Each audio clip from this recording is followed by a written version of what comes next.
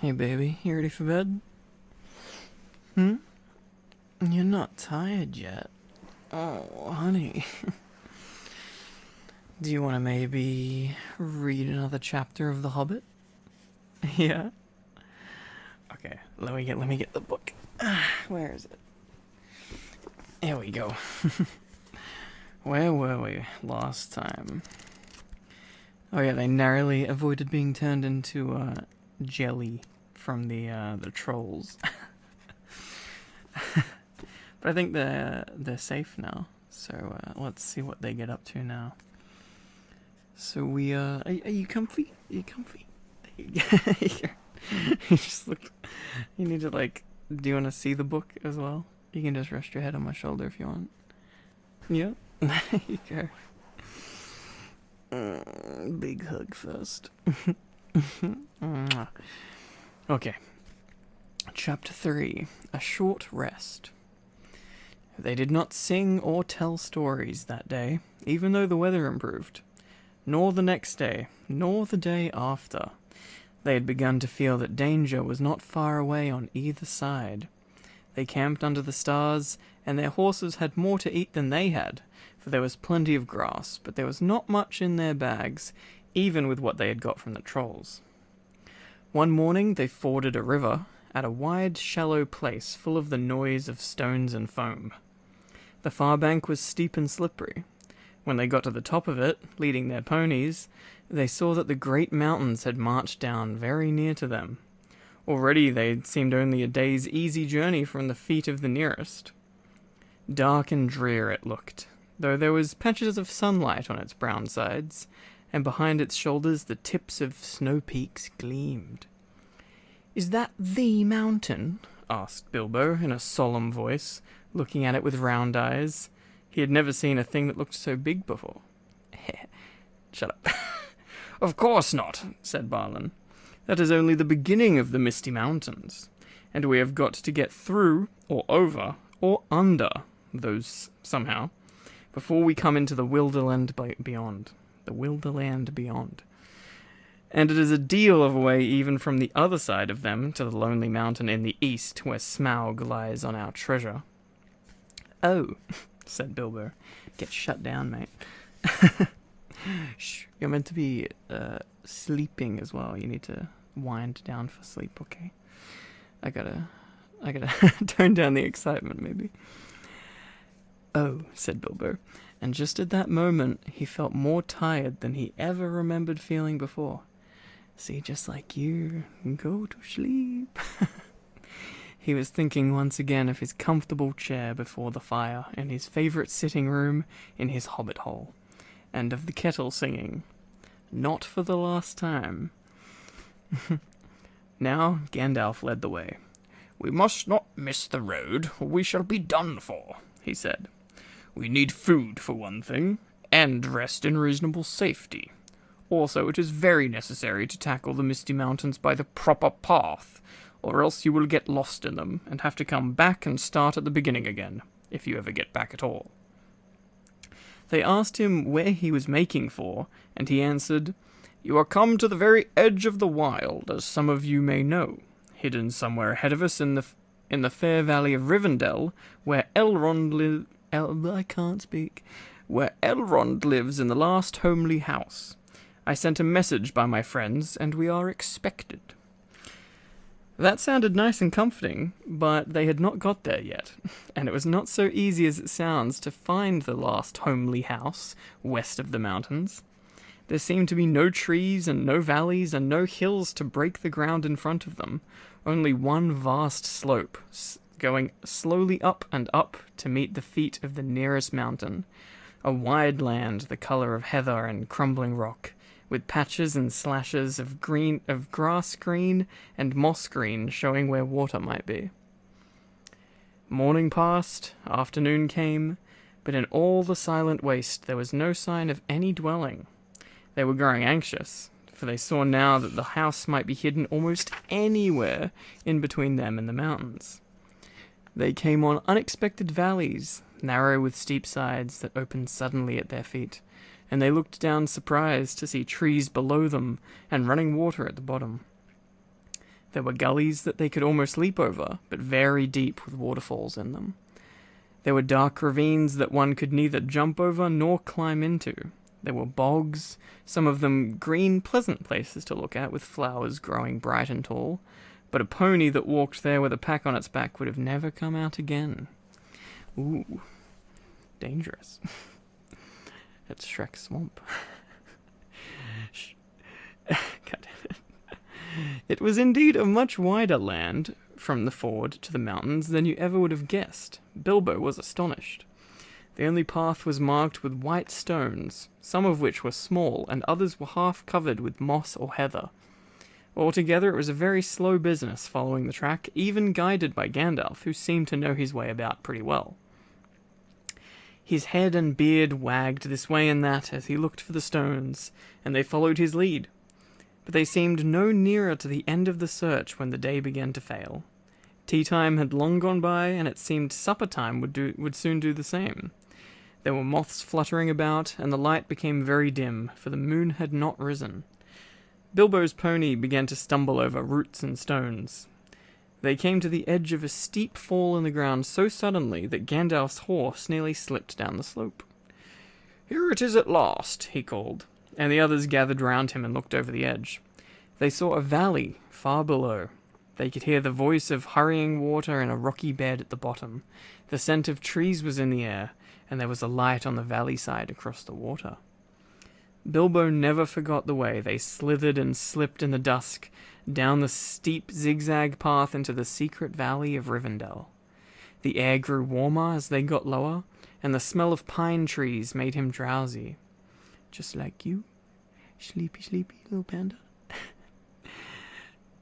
So that every now and then he nodded and nearly fell off, or bumped his nose on the pony's neck.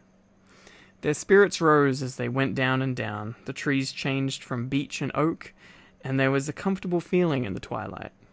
The trees changed to beech and oak, and there was a comfortable feeling in the twilight. The last green had almost faded out of the grass when they came at length to an open glade not far above the banks of the stream. It smells like elves, thought Bilbo. What do elves smell like? That's an interesting thing to say. And he looked up at the stars. They were burning bright and blue. Just then, there came a burst of song, like laughter in the trees. Oh gosh, is it time for me to sing again? Here we go. "Oh, what are you doing and where are you going? Your ponies need shoeing, the river is flowing. Oh, tra-la-la-lally here down in the valley." I don't know what the rhythm is of this, but "Oh, where are you going with beards all a-wagging? No knowing what brings Mr. Baggins and Balin and Dwalin down into the valley in June. Ha ha. Oh, will you be staying or will you be flying? Your ponies are straying, the daylight is dying. To fly would be folly, to stay would be jolly, and listen and hark to the end of the dark to our tune. Ha ha."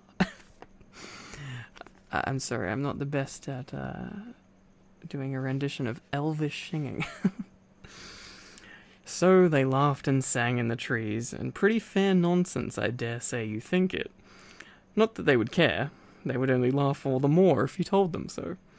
They were elves, of course. Soon Bilbo caught glimpses of them as the darkness deepened. He loved elves, though he seldom met them, but he was a little frightened of them too. Dwarves don't get on well with them. Even decent enough dwarves like Thorin and his friends think them foolish, which is a very foolish thing to think, or get annoyed with them. For some elves tease them and laugh at them, and most of all at their beards. "Well, well," said a voice. "Just look, Bilbo the Hobbit on a pony, my dear. Isn't it delicious? Most astonishing wonderful." Then off they went into another song as ridiculous as the one I've written down in full. At last one... Oh, this is a strange sentence. At last one, a tall young fellow, came out from the trees and bowed to Gandalf and to Thorin. "Welcome to the valley," he said. "Thank you," said Thorin, a bit gruffly, but Gandalf was already off his horse and among the elves, talking merrily with them. "You are a little out of your way," said the elf. "That is, if you are making for the only path across the water into the house beyond.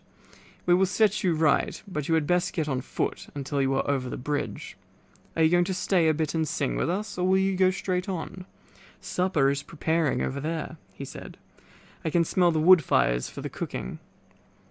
Tired as he was, Bilbo would have liked to stay a while. Elvish singing was not a thing to miss. I mean, maybe it is if I'm the one doing it. In June, under the stars, and not if you care for such things. Also, he would have liked to have had a few private words with these people that seemed to know his names and all about him, although he had never seen them before.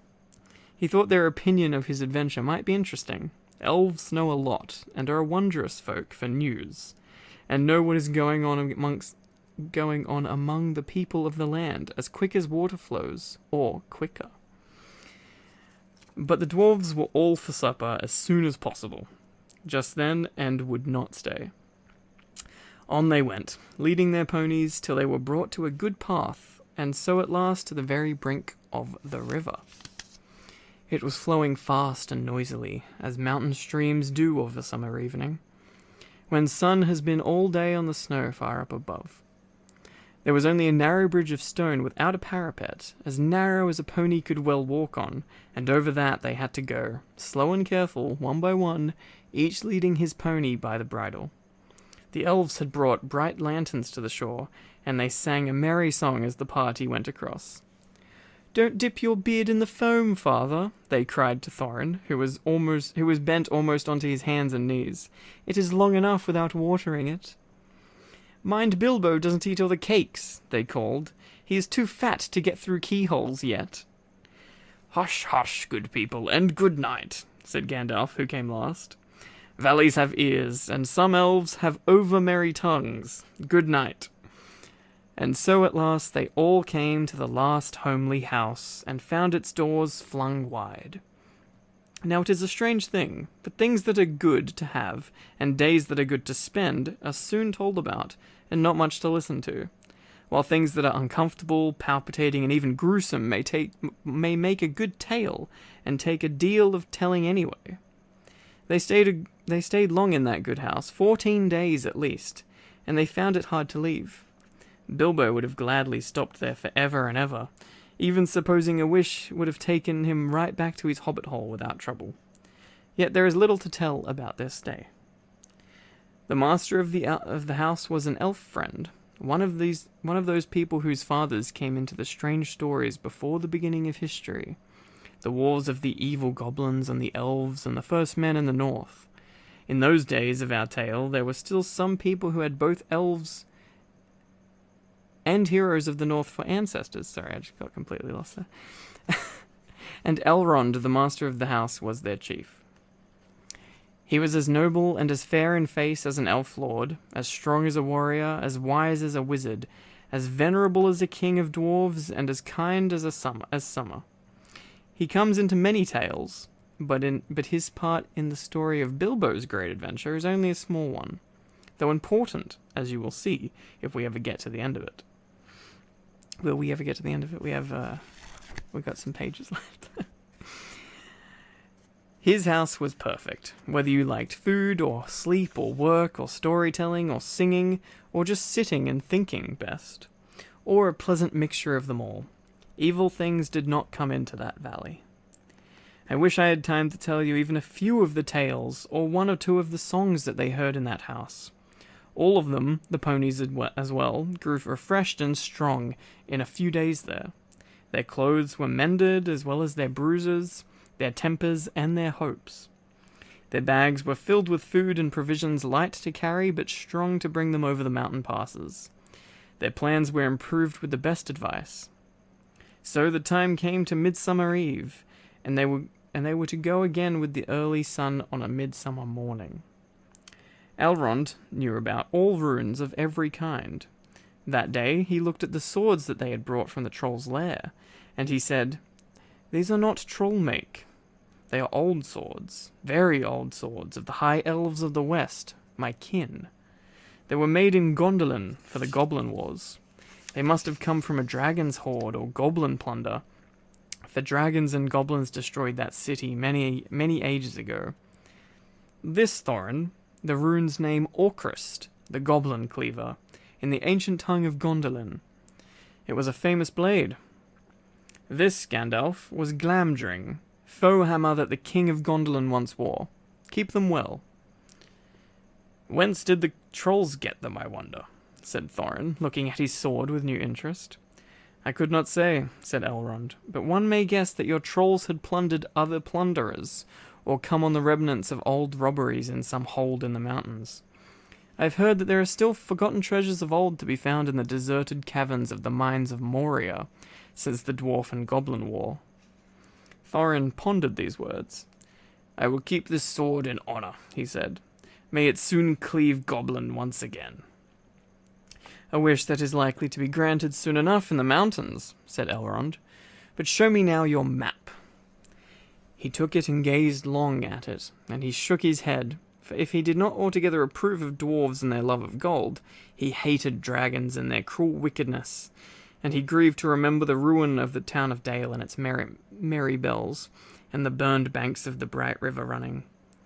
The moon was shining in a broad silver crescent. He held up the map, and white light shone through it.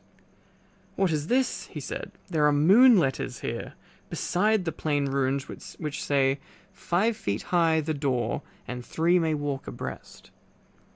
What are moon letters? Asked the Hobbit, full of excitement.